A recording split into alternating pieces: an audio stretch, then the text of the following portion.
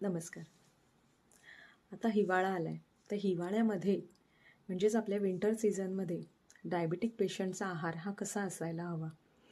तर मी सांगेन की डायबिटिक पेशंटने लंचमध्ये आणि डिनरमध्ये सुरुवात ही फोकस म्हणजे त्यांचा जास्त हा फायबरवर असायला हवा. म्हणजेच भरपूर सॅलड खाल्लं पाहिजे.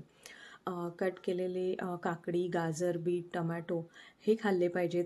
आणि त्याचप्रमाणे जर तुम्ही कोशिंबीर खात असाल तर कोशिंबीर ही भरपूर घेतली पाहिजे. त्यानंतर दुपारच्या जेवणात तुम्ही कोशिंबीर खाल्ल्यानंतर 1 ग्लास ताक हे प्यायलं पाहिजे. रात्रीचं शक्यतो अवॉइड करायचं, पण दुपारच्या जेवणात ताक हे नक्की प्यावं.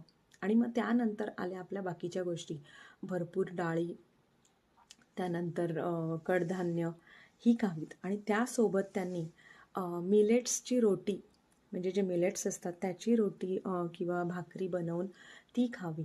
आणि त्यामध्ये मी बेस्ट ऑप्शन तुम्हाला सांगेन तर बाजरीचा ग्लायसेमिक इंडेक्स हा 56 to 68 पर्यंत असतो. त्यामुळे डायबिटिक पेशंटना ही खूप उत्तम असते.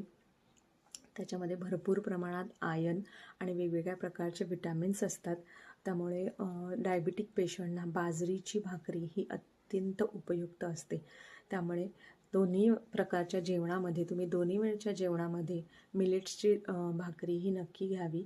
आणि त्यानंतर जेवणानंतर 1 चमचा तूप हे दुपारच्या जेवणानंतरही आणि रात्रीच्या जेवणानंतरही तुम्ही आठवणीने आणि लक्षात ठेवून 1 चमचा तूप घ्यावं, की जेणेकरून जेवणानंतरची वाढणारी जी शुगर असते ती कंट्रोलमध्ये राहते आणि कमी होते.